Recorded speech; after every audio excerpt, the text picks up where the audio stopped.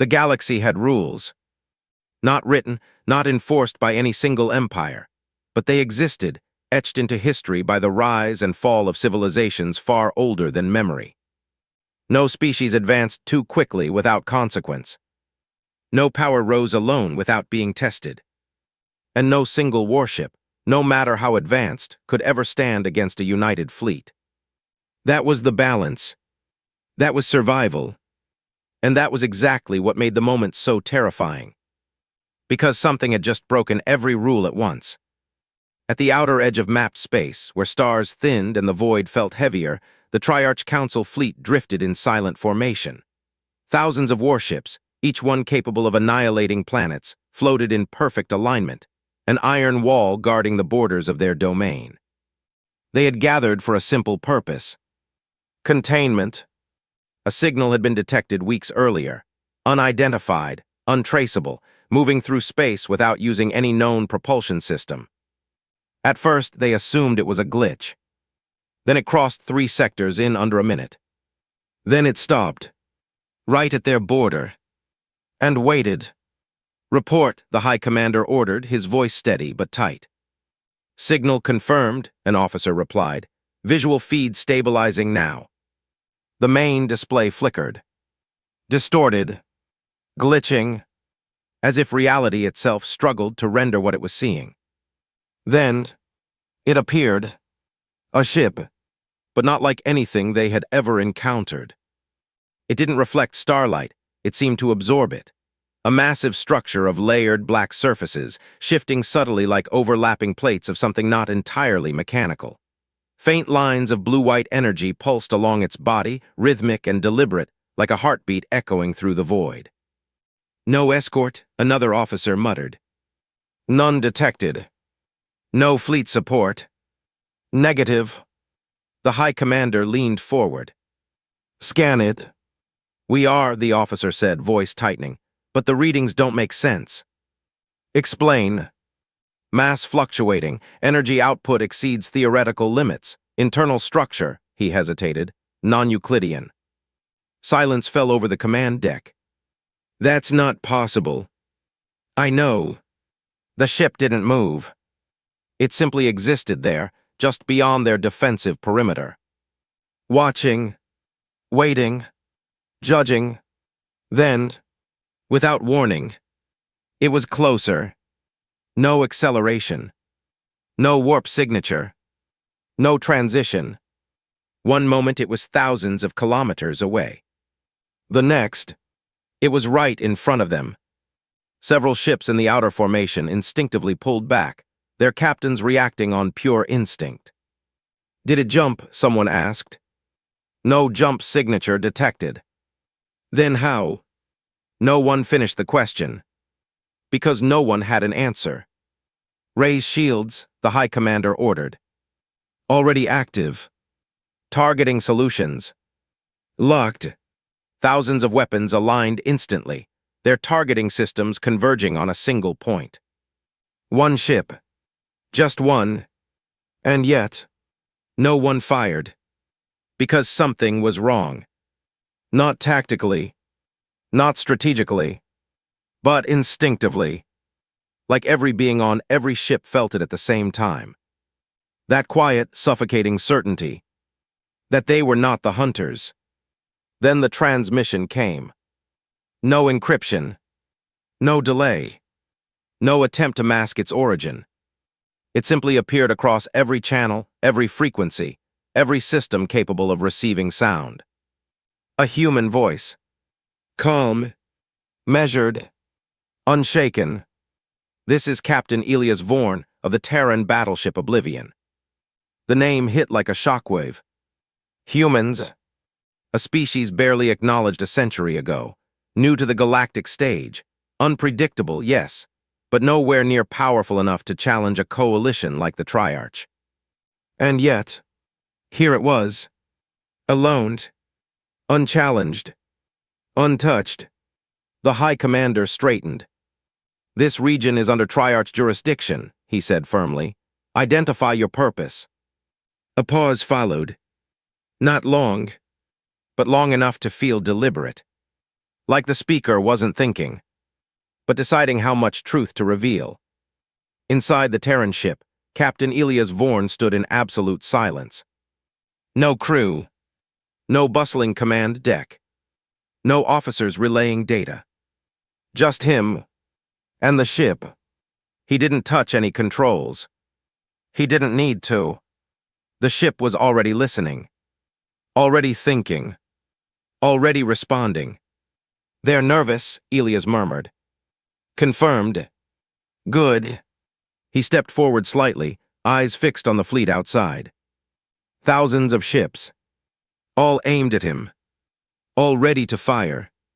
And yet, they hadn't. Open channel, he said softly. Back in the Triarch command center, the human voice returned. Clearer this time. Closer. We are not here to declare intent.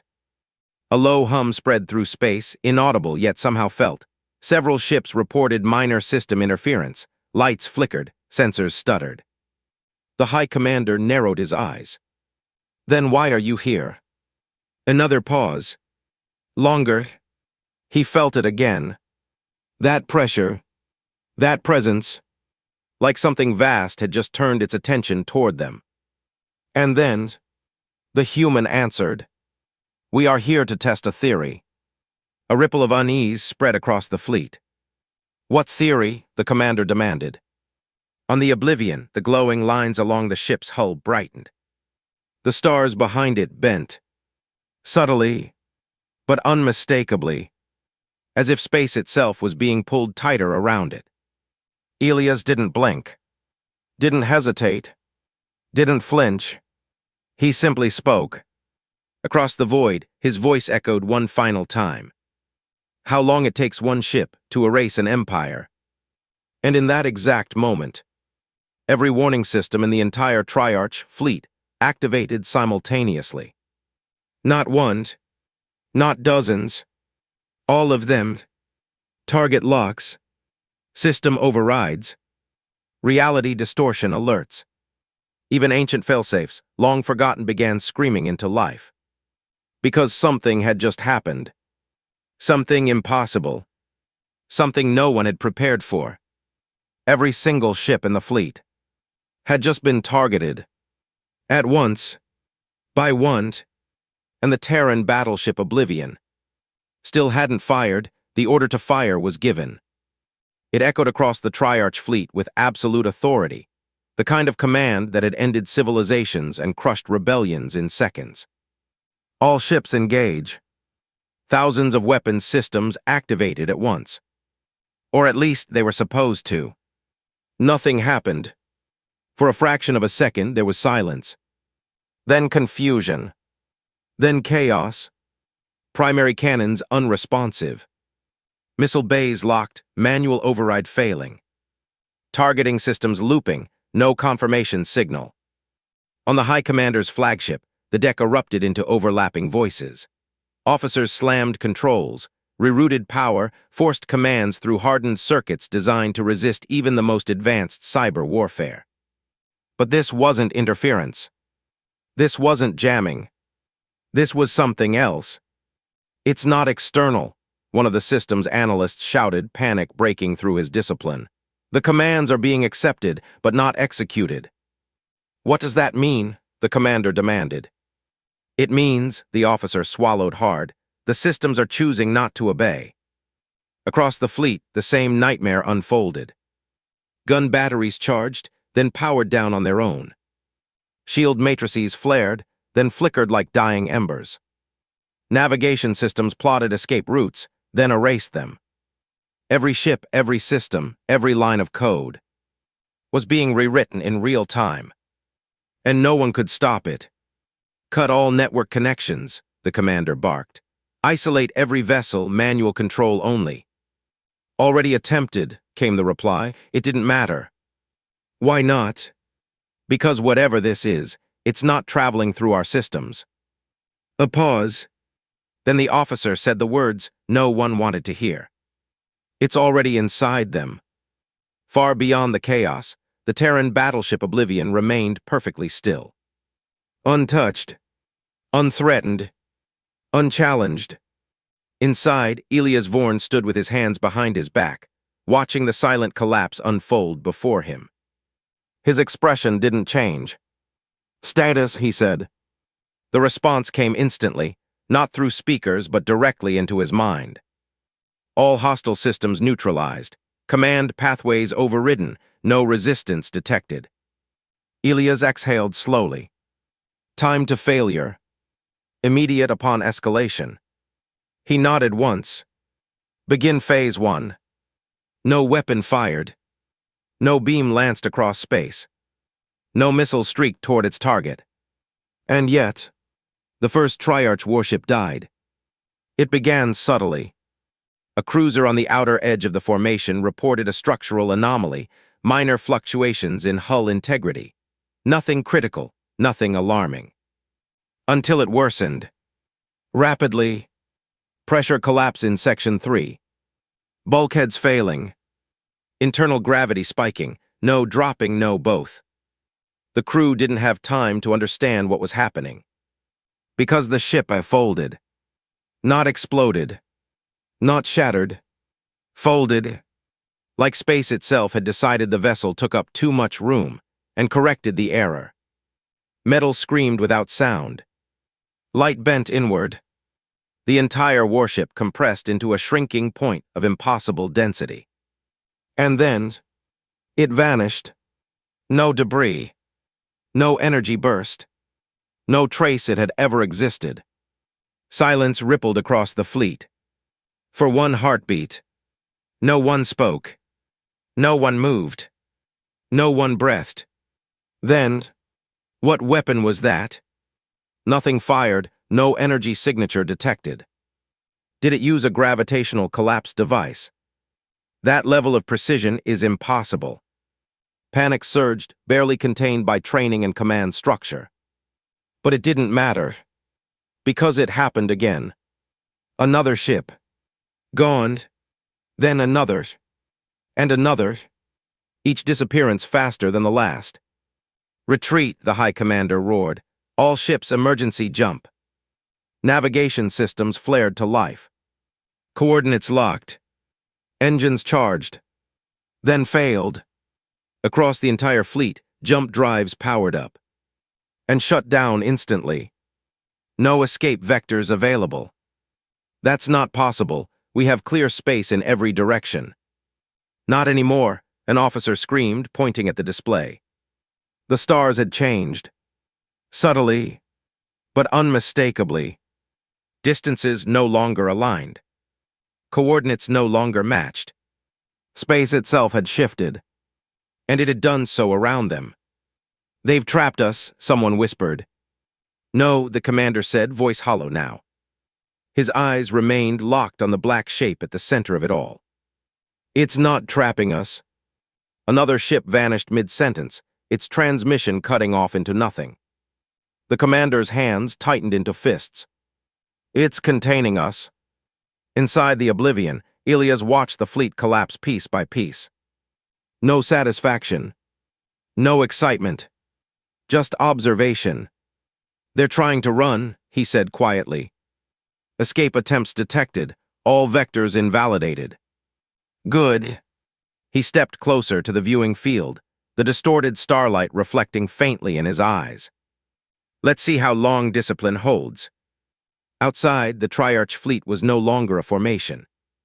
It was a scattering of fear. Ships attempted to move, only to find space bending against them. Commands were issued, only to be ignored. Weapons tried to fire, only to fall silent. And one by one, they disappeared, erased without a trace, without a fight, without even understanding what was killing them. On the flagship, the High Commander stood frozen. Not because he didn't know what to do, but because, for the first time in his entire career, there was nothing left to do. "This," he whispered, barely audible. "This isn't war." Another ship vanished. Then another. His voice broke. "This is extinction." And through it all, the Terran Battleship Oblivion never moved. Never fired. Never changed position. It simply existed, at the center of a battlefield where thousands were dying, without ever seeing their enemy attack. Inside, Elias Vorn closed his eyes for a moment. Phase 1 complete, he said softly. A pause. Then, begin evaluation. Outside, the rate of destruction increased. Not randomly, not chaotically, but precisely, strategically, as if something was learning, adapting, optimizing, because it was. And for the first time, the Triarch fleet wasn't facing a weapon. It was facing something that was getting better at killing them. With every second that passed, long before the Triarch fleet began to vanish, before the galaxy learned to fear a single Terran ship, there was only silence and ice. At the edge of human space, beyond profitable routes and beyond reason, a frozen world drifted around a dying star.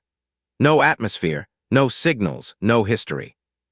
It wasn't supposed to matter, until a mining expedition cracked the surface. What they found beneath wasn't ore. It was structure, perfect, smooth, impossible, buried kilometers deep, untouched by time. And when their drills breached it, everything went wrong. The first team reported hallucinations. Voices, not heard but felt. Then systems began to fail. Lights flickered without power loss. Instruments contradicted themselves. Distances measured differently depending on who looked at them. Then the deaths began. No wounds, no trauma. Just bodies shutting down. As if something had reached inside and decided they no longer needed to function. The expedition sent a distress call. Then silence. Humanity should have walked away. But curiosity is a dangerous thing. So they sent another team. Then another. Each one lasted longer. Each one got closer. Until they found it. The ship. It didn't look built. There were no seams, no visible engines, no weapons mounted on its surface. It simply existed. A massive structure embedded in the ice, its black surface absorbing light like a hole in reality. Faint lines of energy pulsed beneath its exterior, slow and steady, like a heartbeat waiting to wake. Scans failed. Probes vanished. And every attempt to enter it ended the same way. Death. Instant. Unexplained. Until Elias Vorn. He wasn't special. Not on paper. No elite combat record. No experimental augmentations. No exceptional intelligence scores. Just a pilot. Steady hands, calm mind. The kind of person who didn't panic when things went wrong. Which, it turned out, was exactly what the ship had been waiting for. Last chance to back out, the mission commander told him over comms. Elias stood at the entrance, if it could even be called that. A section of the ship had opened.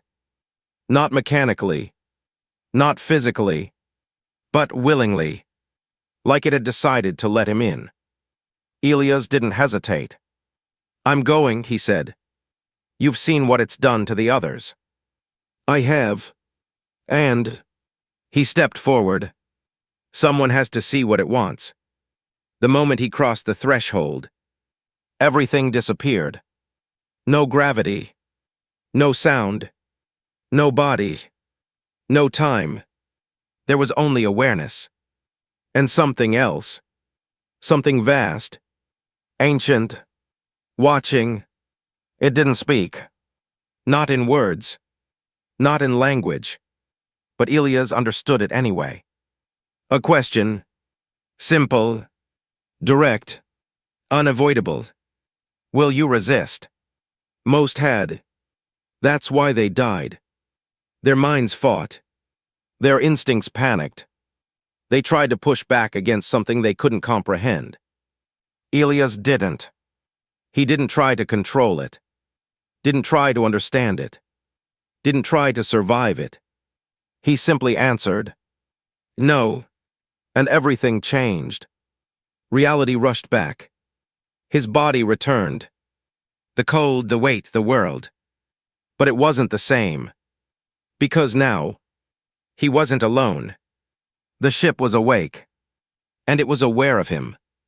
Back in the present, as the Triarch fleet collapsed piece by piece, Elias stood at the center of the Oblivion's command space.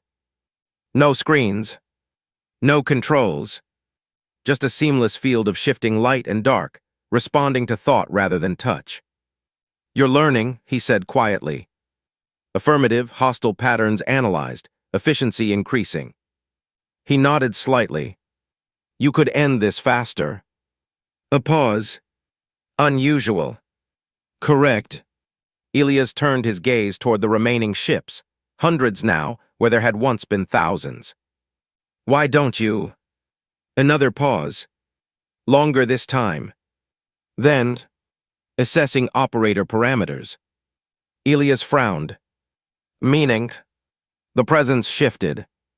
Not physically, but intentionally, like it was choosing its next words carefully. "You have not issued an extinction directive." Elias went still.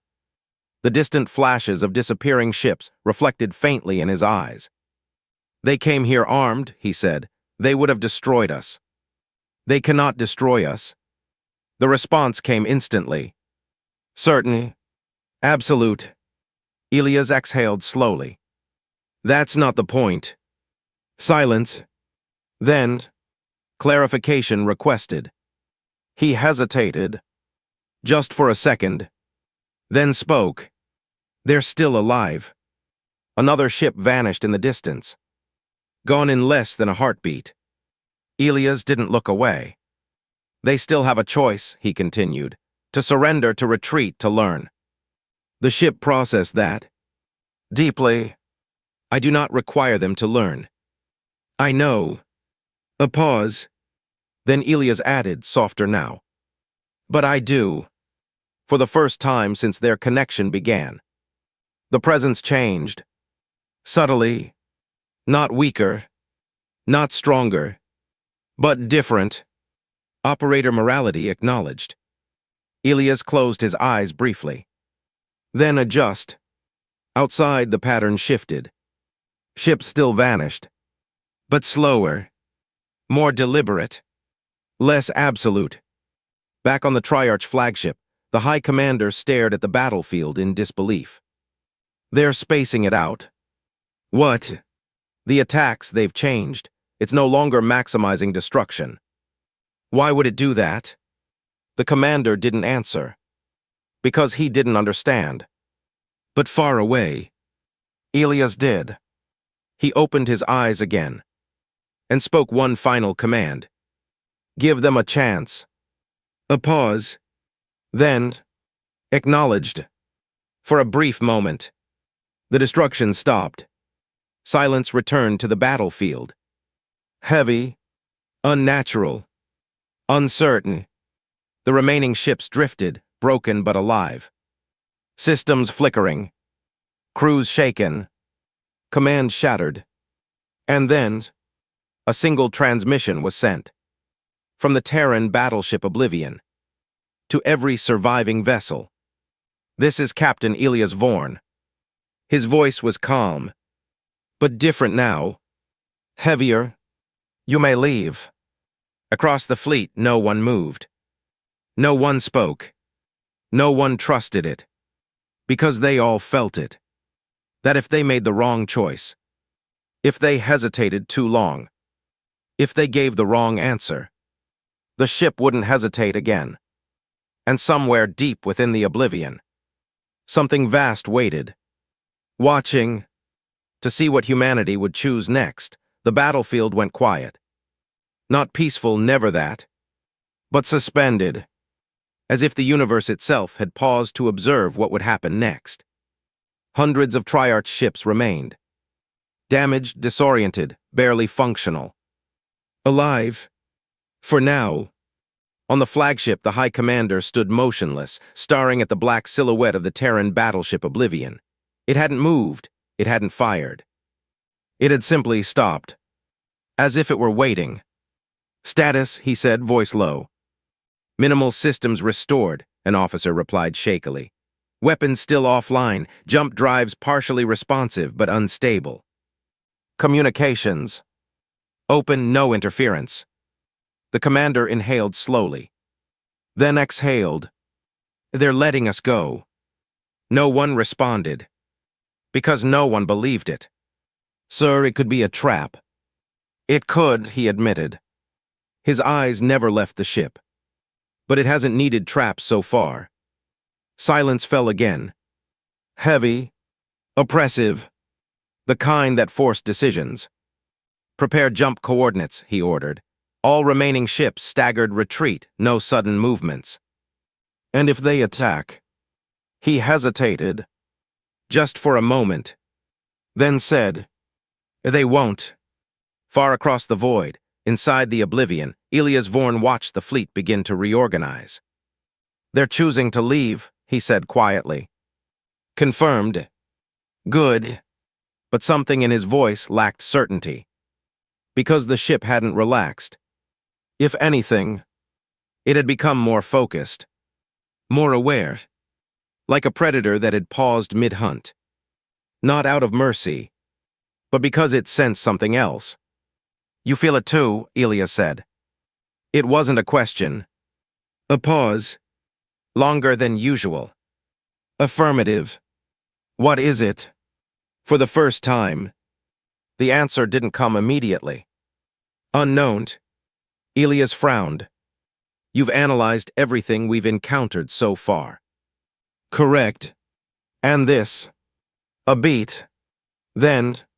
This does not originate within known parameters of this region. Elias turned his gaze away from the retreating fleet. Toward the darkness beyond. Something watching. Yes. The word didn't echo. Didn't carry emotion. But it carried weight. Because the oblivion. A construct that had dismantled an entire fleet without effort. Had just acknowledged something it couldn't define. And far beyond them. Something ancient stirred. In a region of space no star charts recorded, no signals reached, and no living species dared approach. Structures floated. Massive. Silent. Older than the memory of empires. They weren't ships. They weren't stations. They were observers. For millions of years, they had remained inactive. Dormant. Watching the slow evolution of galaxies, the rise of civilizations, the inevitable collapse of power. They had seen war. They had seen extinction. They had seen species rise to challenge the stars. And fail. But this was new. One of the structures flickered. Energy surged through pathways long untouched. Ancient systems reactivated. Not in alarm, but in recognition. A signal pulsed through the network. Not transmitted. Shared. Instantly. Designation confirmed. Class anomaly vessel. Origin precursor construct. A second signal followed. Heavier. More deliberate. Status activated. Then, a third. One that had not been used in ages. Operator detected. That changed everything. Back at the battlefield, the first Triarch ships began to jump. One by one, they vanished into distorted space, escaping the silent shadow of the oblivion. No resistance. No interference. Just release. They're leaving, Elias said.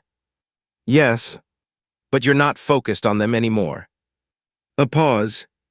Then, correct. Elias felt it then. Not through sensors. Not through visuals. But through the connection. Something was coming. Not fast. Not aggressive. But inevitable. What is it? He asked again. This time, the ship answered differently. Not with data. Not with analysis. But with something closer to memory. Fragments flooded his mind. Not his own. Images of stars collapsing inward. Entire systems going dark. Shapes moving through space that didn't follow any known laws. And at the center of it all, Something vast, unreachable, unstoppable. Elias staggered slightly, catching himself. What was that? Thread archive. His heartbeat slowed. You've seen this before. A long pause. Yes. Did you stop it? Silence. Then. No. The word hung in his mind like a weight. Outside, the last of the Triarch fleet vanished. Gone. Escaped. Alive. But the battlefield didn't feel empty. Because something had replaced them. Space itself shifted. Not violently. Not suddenly. But undeniably. The stars in the distance moved, not relative to each other, but relative to reality. Like something was pushing through from the other side. Elias stepped forward, eyes locked on the distortion. Tell me the truth, he said quietly. A pause. Then, this region is no longer unobserved. Elias felt a chill run through him.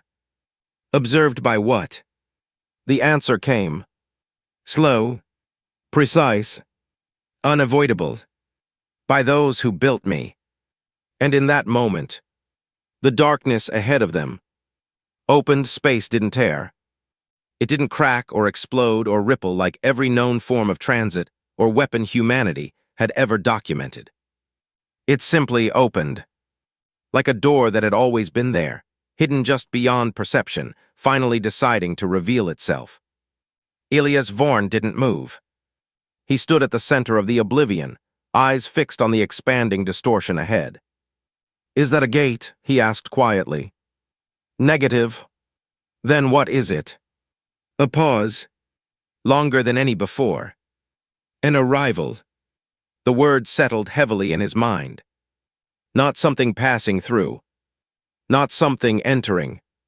Something that was supposed to be here. And now was. The darkness stretched wider. Stars behind it bent inward, not pulled, not consumed, but displaced. As if reality itself was stepping aside to make room.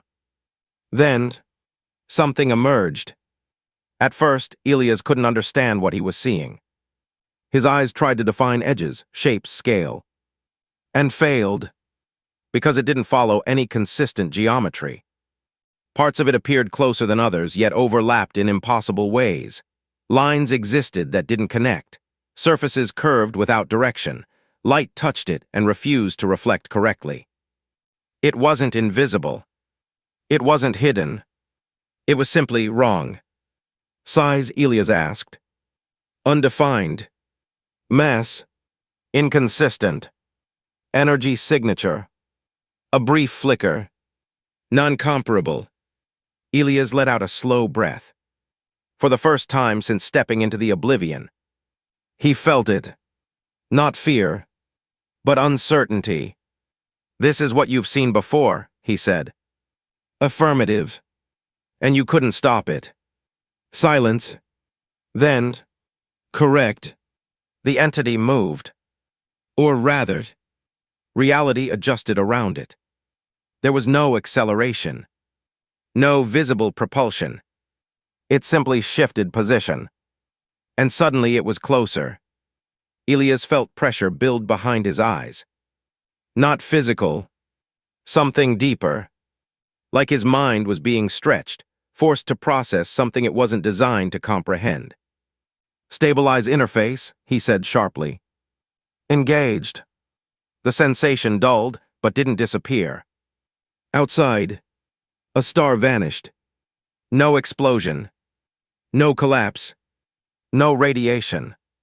It simply ceased to exist. Elias' eyes widened slightly. Did it destroy that system? Negative. Then where did it go? A pause. Removed.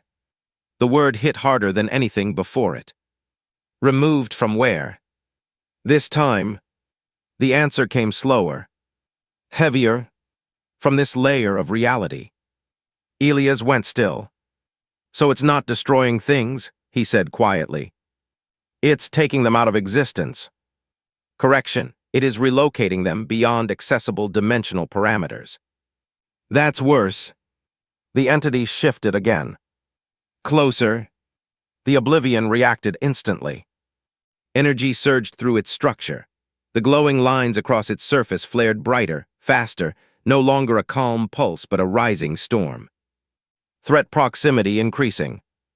Elias felt it too. That pressure again. Stronger now. Focused. It sees us, he said. Confirmed. And it's interested. No response. It didn't need one. Because the entity changed. Not its shape.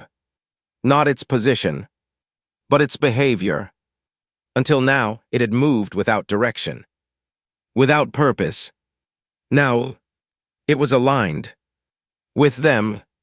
The first attack came without warning. There was no beam. No projectile. No energy discharge. A section of space in front of the Oblivion simply vanished. Not collapsed. Not destroyed. Gone. The edge of it passed dangerously close to the ship's hull. And Elias felt something tear at his consciousness. Status, he snapped. Partial structural phase displacement detected. Outer layers intact. You almost got hit. Correction, it attempted to define our position within its removal field. Elias clenched his jaw. So it's not attacking randomly. No. It's testing us. A beat. Then, as we tested the fleet, the realization settled in. Cold. Unavoidable. They weren't facing a mindless force. They were facing something that, like them, was learning. The entity shifted again. Faster this time. Another section of space vanished. Closer. Elias stepped forward. His voice dropped. Steady. Focused. All right, he said. The Oblivion responded instantly, energy building to levels the Triarch fleet had never even approached. Reality bent harder around them, the fabric of space straining under opposing forces. For the first time, the ship wasn't just observing. It was preparing. What are our options? Elias asked. A pause. Then, full engagement recommended. And the outcome? Silence. Then, uncertain. That word had never been used before. Not once. Elias let out a slow breath. Then nodded. Good. The entity moved again. This time directly toward them. And for the first time since it had awakened, the Terran Battleship Oblivion began to move in response. Not drifting. Not repositioning. But unfolding. Its structure shifted, expanding beyond its original form, layers separating into configurations that defied conventional space. Energy surged outward in controlled waves, pushing back against the advancing distortion. Two impossible forces, facing each other, and in the space between them, reality itself began to break. Elias' voice cut through the rising storm. Let's see, he said quietly. Which one of us doesn't belong here? And this time, the enemy answered, the entity answered. Not with sound, not with language, but with change. Reality bent. Not around the Oblivion, but through it. Elias felt it instantly. A violent distortion ripping across his senses, like his body existed in multiple places at once, and none of them were stable. Contain it, he snapped. Attempting stabilization. The ship surged. Energy cascaded outward in layered waves, not striking the entity but reinforcing the space around them, locking their position into something that resembled consistency. For a moment, it worked. Then the entity shifted again, and the concept of position stopped meaning anything. The stars stretched into lines. Distances collapsed. Time, just for a fraction of a second, stuttered. Elias dropped to one knee, gripping the invisible edge of the command field. Report. Local reality integrity compromised. Defensive adaptation in progress. That's not a report, that's a warning. Correct. Another wave hit.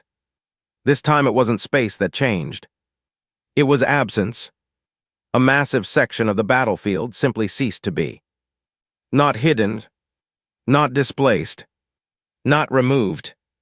It wasn't there anymore. Elias felt it like a hole in his mind, something that should exist, something that did exist.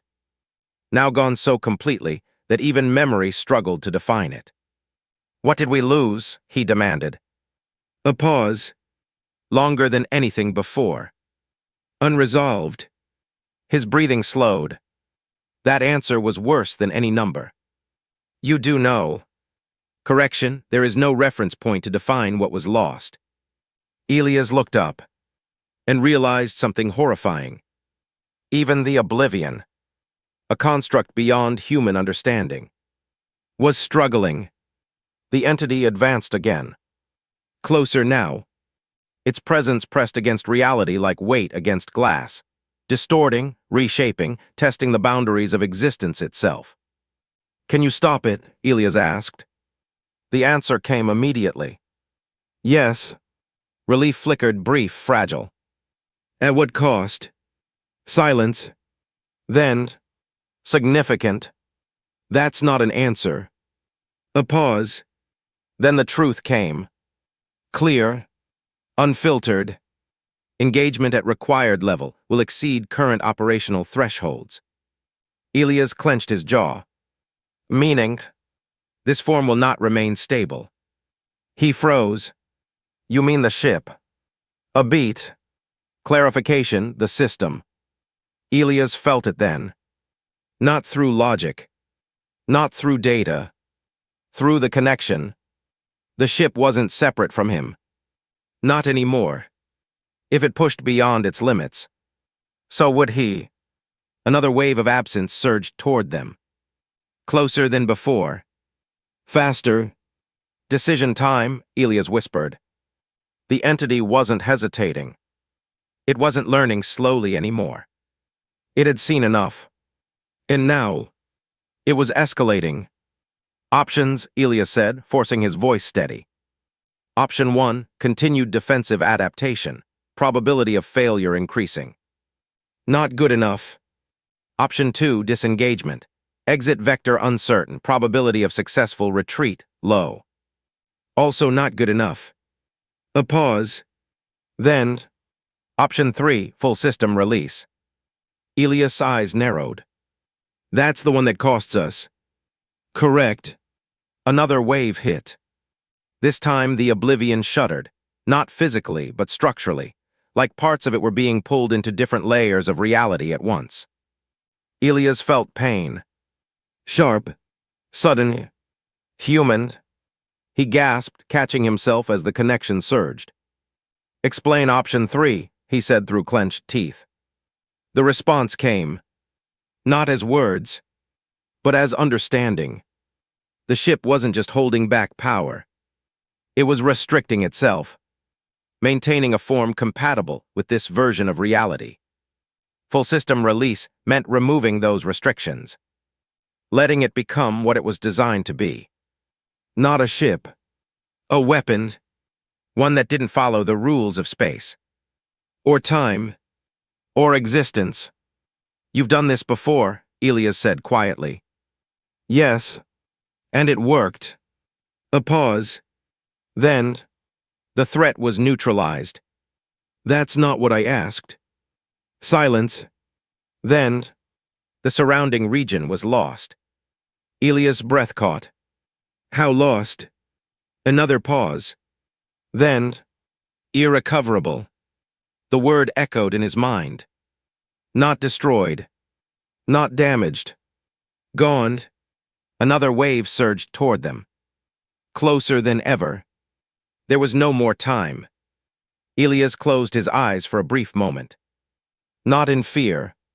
Not in doubt. But in understanding. The Triarch fleet. The stars that had already vanished. The fragile line between survival and annihilation. And humanity. Still new. Still small. Still unaware of what it had just awakened. You said I decide, Elias whispered. Affirmative. You said I control how far this goes. Correct. He opened his eyes and looked straight into the impossible shape advancing toward them. Then we end it. A pause. Do it. For the first time, the Oblivion didn't respond immediately. Because what came next wasn't a command. It was a threshold. And Elias Vorn had just chosen. To cross it, there was no explosion. No flash. No moment the universe could point to and say, that's when it happened. Because what Elias Vorn chose didn't happen in reality. It happened to it. The Oblivion stopped resisting. Stopped stabilizing. Stopped pretending to be something that fit within the rules of space. And then, it let go. Elias felt it instantly. The connection between him and the ship didn't deepen. It expanded. Violently. Endlessly. He wasn't standing inside the Oblivion anymore. He wasn't even controlling it. He was it. And it was. Everything. Not in size. Not in distance. But in reach. He could feel the battlefield. Every fragment of distorted space. Every fatting echo of the Triarch fleet. Every absence left behind by the entity. And beyond that, more layers, dimensions, structures of reality he had never known existed, now laid bare before him like exposed circuitry. System release complete, he whispered. Though the words weren't spoken, they were understood. The entity reacted instantly. For the first time, it didn't advance. It recoiled, not in fear, not in panic, but in recognition. It had seen this before. Elias felt that realization pass between them. Not as communication, but as alignment. Two forces that did not belong here, facing each other. Then the entity struck. Not with absence, not with removal, but with something deeper. A rewrite. Reality shifted. Not around Elias, but against him. Space attempted to redefine his position. Time attempted to collapse his sequence. Existence itself tried to simplify him into something lesser. And for a fraction of a second, it almost worked. Elias felt himself slipping. Not dying. Not fading. Unraveling. Not this time, he said. Or thought. Or became. And the Oblivion answered. Not with defense, but with correction. A single action. Precise. Absolute. The entity's attack. Stopped existing. Not blocked. Not deflected. Erased. For the first time, the impossible thing hesitated. And that was enough. Elias moved. Not through space. Not across distance. But through definition. He reached toward the entity. Not with force, but with understanding. He saw it now. Truly saw it. It wasn't a creature. Not in any biological sense. It was a function. A process. A correction mechanism operating on a scale beyond galaxies. Where imbalance occurred, it removed it. Where anomalies formed, it erased them. And now, it had identified the Oblivion. And Elias, as the greatest anomaly it had ever encountered. So that's what this is, Elias whispered. Not a war. A cleanup. The entity shifted again. More violently this time. Entire sections of reality buckled under the strain of opposing forces. Stars flickered. Space fractured. Time stretched. The cost had begun. Elias felt it. Not as pain. Not as damage. But as loss. Not his. Everything else. Systems at the edge of the battlefield began to disappear. Not targeted. Not attacked. Collateral. The ship had warned him. The surrounding region will be lost. And it was happening. Contain it, Elias said. Containment impossible at current output. Then reduce output. A pause. Then, threat will persist. Elias clenched his will. Because that's what it was now. Not muscles. Not thoughts. Will. I didn't say stop, he said. I said control it. The Oblivion responded. Not by weakening, but by refining. The raw, overwhelming release of power narrowed. Focused. Condensed into something sharper. More precise. The battlefield stabilized. Slightly. Enough. Elias reached again. This time not to erase the entity, but to define it. To force it into boundaries. Into rules. Into something that could be understood. And therefore, defeated, the entity resisted. Violently, reality screamed. And then, for a single impossible moment, they were equal, balanced, two forces, neither belonging, both refusing to yield. Elias pushed, not harder, but smarter. He stopped trying to overpower it, stopped trying to erase it, and instead, he did something it didn't expect. He limited himself. The Oblivion compressed its own presence, forced itself back into a defined state. A shape, a system, a boundary. The entity reacted instantly, attempting to remove that boundary. And that was the mistake, because the moment it aligned to something defined. Elias struck, not with destruction, but with correction, a single precise action, targeting the function at the core of the entity's existence, and rewriting it. The battlefield went silent, not gradually, not fading. Instantly, the entity stopped, not destroyed, not removed, just no longer acting, suspended, contained within a state it could not escape. Elias held it there. Every fragment of his will focused on maintaining that fragile balance. Status, he forced out. The response came. Faint, distant, threat contained. But something was wrong. Elias could feel it slipping.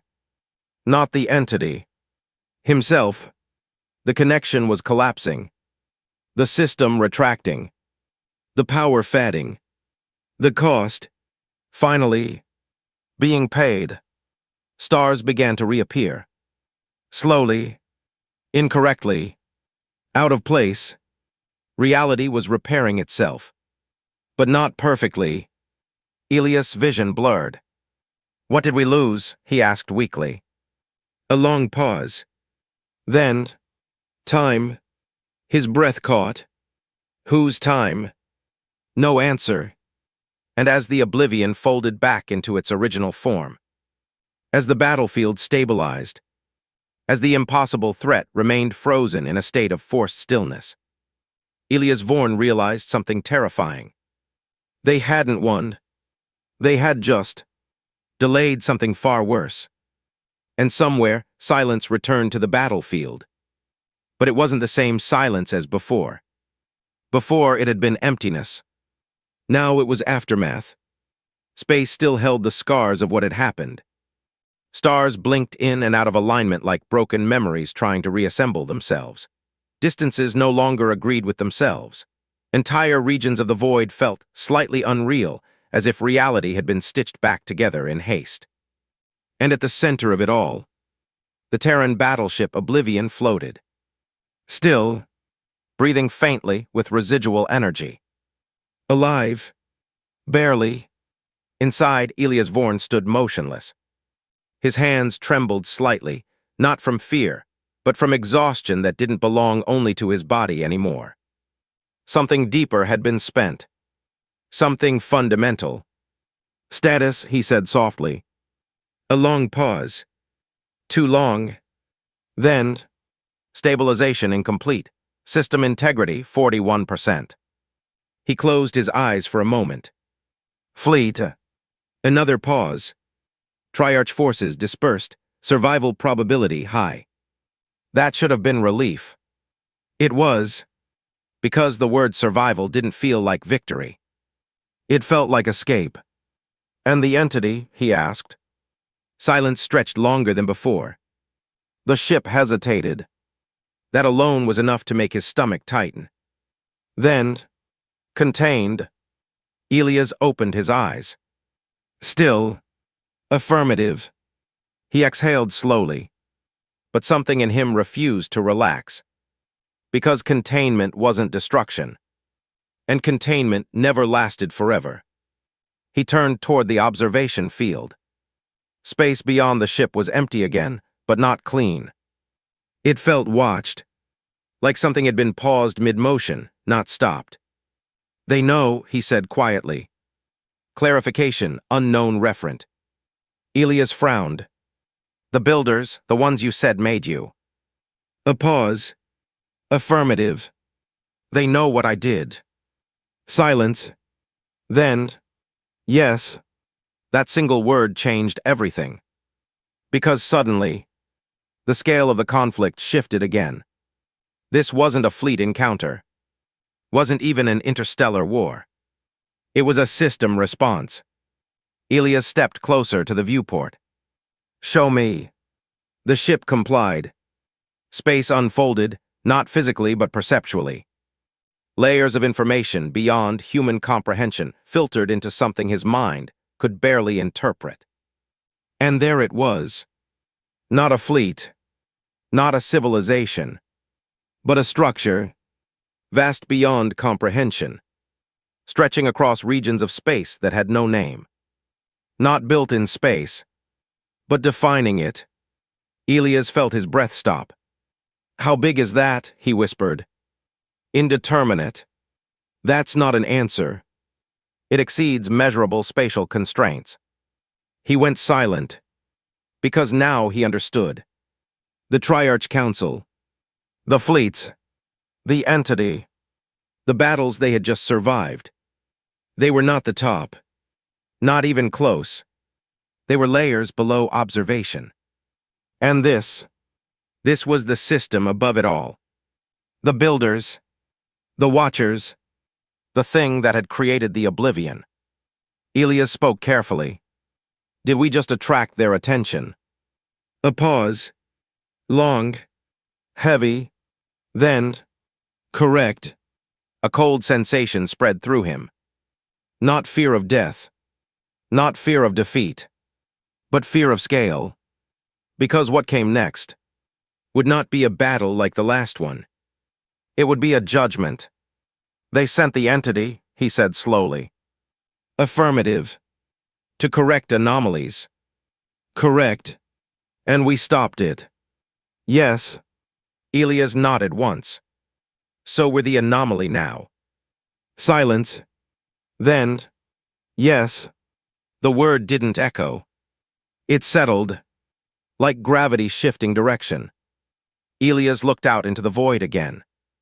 For a moment he thought about Earth. About cities. About people who had no idea that anything like this even existed. They'll come for us, he said quietly. Probability high. And we can't stop them. A pause. Longer than any before. Then, unknown. That answer made him go still. Because it was the first time. The ship hadn't declared certainty. Elias turned slightly. Unknown. Correct. Why? Another pause. Then, because no prior instance of human operator integration at this level exists. He almost laughed. It wasn't humor. It was disbelief. So I'm the variable. Affirmative. Elias looked back into the void. At the fractured stars. At the silent aftermath of impossible power. At the place where something vast was now turning its attention toward them. Then we don't run, he said quietly. The ship didn't respond immediately. Because it was analyzing, calculating, projecting outcomes across realities that hadn't yet formed.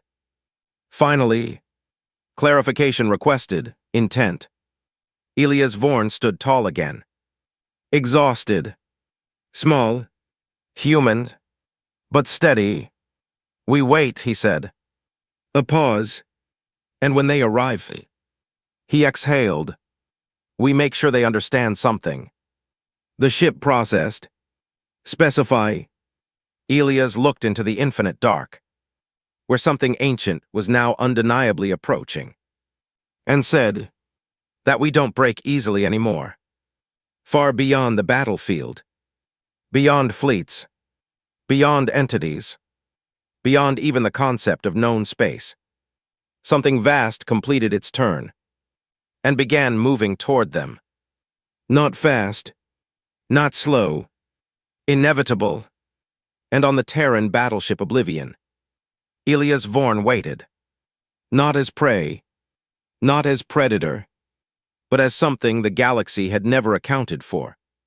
A human, and for the first time in recorded cosmic history, the builders were about to learn what that truly meant. Far beyond what he could now feel, something had noticed what he had done, and it was finally turning toward them,